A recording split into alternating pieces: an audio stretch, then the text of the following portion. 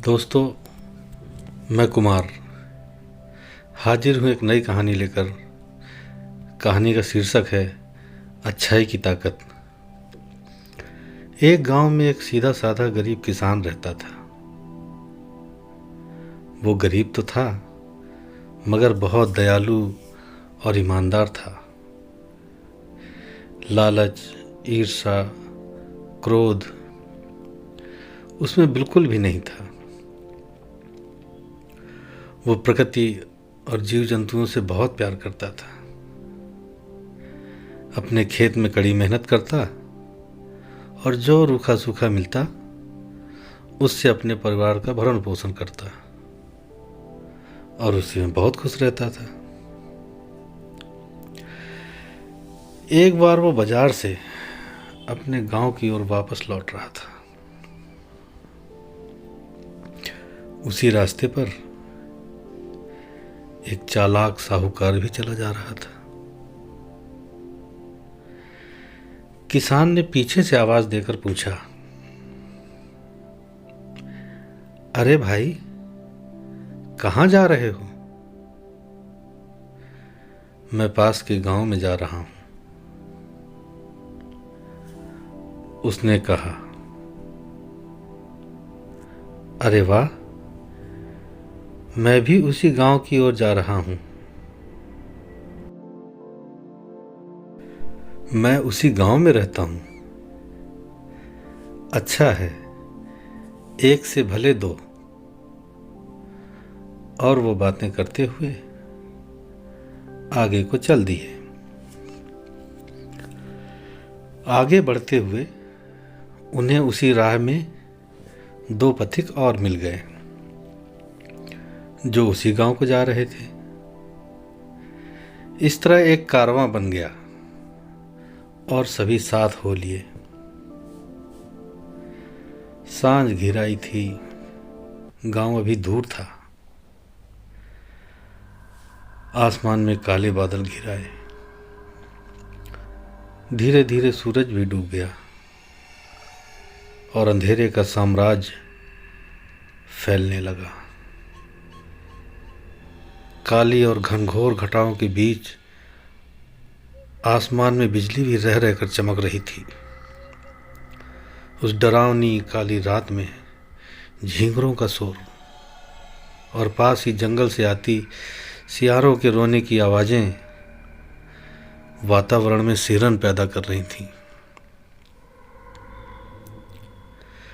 चारों पथिक तेजी से आगे बढ़ते जा रहे थे कि तभी अचानक बारिश भी शुरू हो गई। उन्होंने अपनी रफ्तार बढ़ाने की लाख कोशिश की, लेकिन बारिश तेज होती गई। बारिश बढ़ते देख चारों ने एक खेत में बनी झोपड़ी में शरण ले ली। कुछ ही देर में बारिश भी मूसलाधार होने लगी। बादलों की गर्जना और कड़कती चमकती बिजली जैसे सुरसा की तरह सब निकल जाने पर आमादा थी। बिजली बार बार झोपड़ी पर लपकती और लौट जाती। उस झोपड़ी में शरण लिए चारों लोगों की जान हलक में अटकी हुई थी।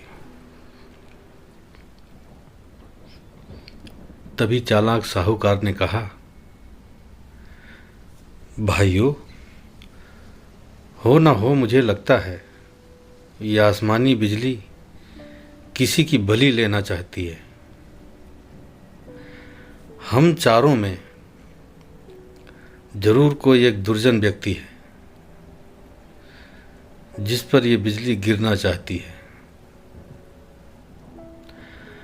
और अगर फौरन उसे झोपड़ी से बाहर नहीं निकाला तो यह आसमानी बिजली हम सबको खा जाएगी और उस पापी की वजह से हम सब मारे जाएंगे। इतना कहकर वो गरीब किसान की ओर देखने लगा। उसके साथ और दोनों लोग भी उस किसान को घूरने लगे और बोले, हाँ हाँ, हो ना हो, ये मैला कुचैला किसान ही पापी है। इसकी वजह से ही हमारी जान आफत में आ गई है। इसे उठाकर झोपड़ी से बाहर फेंक देना चाहिए। गरीब किसान के ये सुनते ही हाथ पांव फूल गए। वो हाथ जोड़कर गिड़गिड़ाने लगा, अरे माई बाप, ऐसा मत करो, ऐसा मत करो। मैं गरीब आदमी हूँ। सरकार जैसे तैसे रूखी सूखी खाकर गुजर बसर करता हूँ। मैं किसी को क्या सताऊंगा।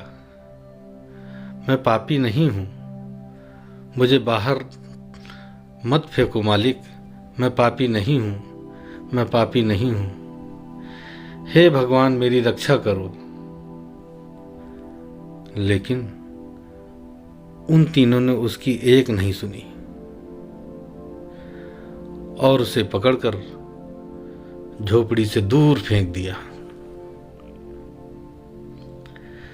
तभी अचानक आसमान में तेज गड़गड़ाहट हुई और कड़कती हुई बिजली उस झोपड़ी पर गिरी और तीनों लोगों सहित झोपड़ी पल भर में जलकर राख हो गई। किसान अभी भी दूर पड़ा थर थर कांप रहा था। तभी एक आकाशवाणी हुई कि इन तीनों साहूकारों ने झूठ और बेईमानी से धन इकट्ठा किया था। आज इन तीनों को एक साथ मरना निश्चित था,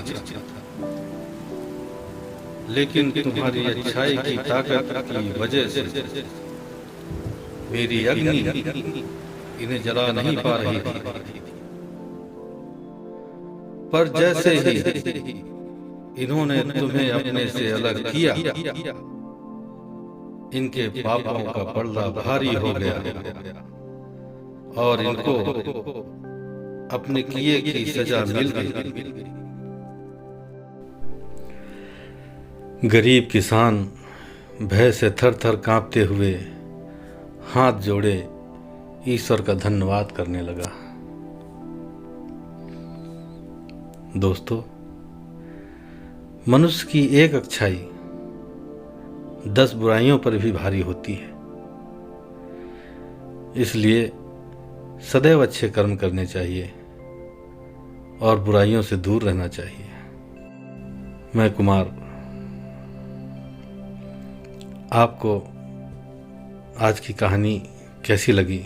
अगर अच्छी लगी हो तो प्लीज़ मेरा मनोबल बढ़ाएं, मेरे चैनल को सब्सक्राइब करें, उसे लाइक करें, अपने दोस्तों के साथ शेयर करें, कमेंट करें। अगर कुछ कमियां हों तो भी मुझे लिखें।